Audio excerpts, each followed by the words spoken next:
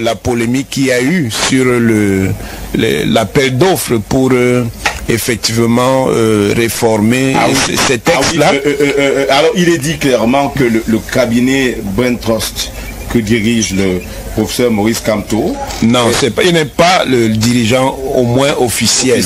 C'est le professeur Grégoire Diogué qui est le dirigeant officiel. Mais en réalité, le professeur Kamto a toujours été le principal animateur de Brain Trust Corporation. Donc, en fait, en évoquant cette polémique, ça a suscité précisément la réaction du professeur Kamto en tant que président du MRC, et il indiquait certaines choses. Ce qui suppose déjà qu'il faut même prolonger ce débat pour loin, pour savoir quel est le projet que Brain Trust a remis au gouvernement. Parce que lui, il dit que il avait par exemple criminalisé l'enrichissement illicite. Voilà. Il dit qu'il avait criminalisé la non-déclaration des biens et des avoirs.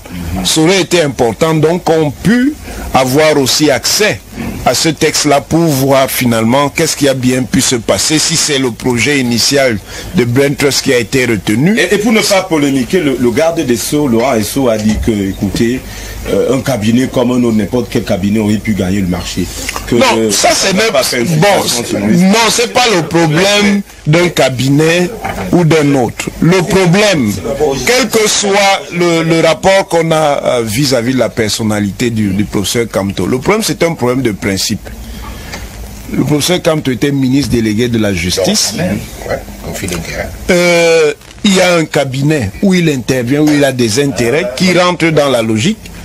Donc, qu'on le veuille ou pas, il y a un problème quelque part. Oui. Un problème éthique, un problème moral. Oui, il y a un problème quelque part qui se pose. Donc, que ce soit le professeur Kamto ou quelqu'un d'autre, c'est pas ça qui est important. Ce qui est important, c'est le problème, c'est-à-dire que c'est le conflit d'intérêts qu'on voit se dessiner.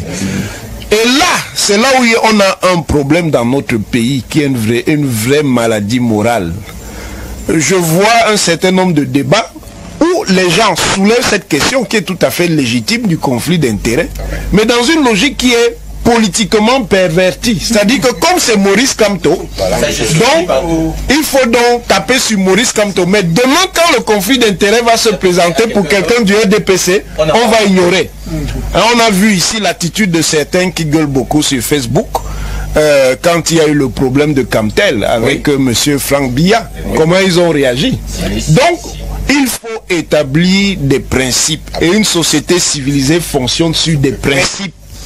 Et elle ne se fonctionne pas sur des choses qui sont calibrées en fonction de qui vous avez en face. Donc, il y a un problème qui se pose. Mais au-delà même de ce problème-là, maintenant, ils ont posé une autre question. En tout cas, le professeur Kamto a posé un autre problème. Il dit qu'il a fait un travail collectif en 2011 avec un certain nombre d'acteurs. Bon, il faut qu'on sache quel est donc le projet que eux ils avaient.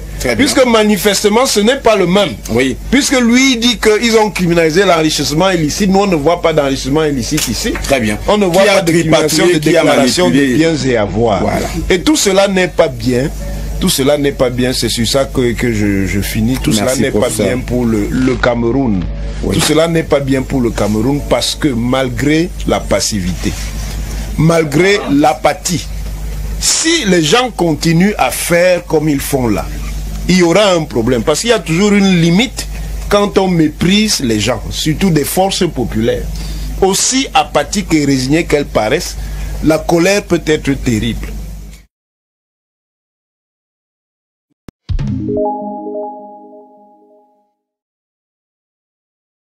D'abord, à l'entame de cette émission, je voudrais faire une mise au point.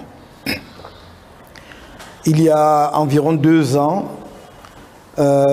votre chaîne de télévision LTM a servi de base de lancement d'une attaque massive, agressive, mensongère et ignominieuse à mon endroit. Prétendant que, alors que j'étais ministre délégué auprès du ministre de la Justice, garde des Sceaux, j'ai élaboré un code pénal pour lequel je me suis octroyé 14 milliards. J'aurais donc détourné 14 milliards en ayant au demeurant fait une prestation alors même que j'étais ministre. Par la suite, d'ailleurs, on a dit que c'est un cabinet dont je suis le créateur, ce qui est exact. Je remarque simplement que, en dépit des clarifications apportées par moi-même, des clarifications et des mises au point faites par le ministre actuel de la Justice sur ce dossier, en dépit des précisions et des informations mises à disposition du public par le cabinet Brain Trust, votre chaîne n'a jamais jugé utile de porter à l'attention de son nombreux public qu'elle avait pu commettre une erreur, ou en tout cas qu'on avait pu l'induire en erreur sur l'information diffusée sur son antenne. Effectivement, vous serez relancé sur cette question qui est un sujet épineux. Si vous permettez, je vais aller jusqu'au bout puisque vous ne l'avez pas fait avant aujourd'hui. Et donc, j'irai jusqu'au bout de mon propos en disant que ce n'est pas une honte pour une chaîne de télévision ou un média, au contraire, ça le crédibilise davantage lorsqu'il a pu donner une information ou qu'on a pu l'induire en erreur pour l'amener à donner une information erronée à ses auditeurs ou à ses téléspectateurs. Je rappelle pour la bonne gouverne de vos auditeurs et des téléspectateurs de cette chaîne de télévision importante de notre paysage audiovisuel qu'il s'agissait d'un marché de 74 millions hors taxes et de 89 millions environ, toutes taxes comprises, portant sur l'élaboration de 3 codes. Le code civil, le code de procédure civile et le code pénal en français et en anglais. Premièrement. Deuxièmement, que c'est un marché qui a été attribué sur appel d'offres et non pas de gré à gré. Qu'il y avait donc plusieurs cabinets qui avaient soumissionné et que le dépouillement s'est fait régulièrement au ministère de la Justice en présence des 10 cabinets qui n'ont jamais contesté, comme la législation le leur permet ou la réglementation le leur permet, contester l'issue du marché. Troisièmement, et cela est extrêmement important, que je n'étais pas membre de la commission de passation de marché du ministère de la Justice. Troisièmement, que j'étais hors du Cameroun en 2008. Lorsque le marché a été attribué, j'étais d'abord à Québec, représentant du Cameroun au sommet de la francophonie pour la révision du traité de l'OADA. Ensuite, je suis allé à New York puisque j'étais le candidat du Cameroun à l'élection à la Cour internationale de justice et que je devais battre campagne.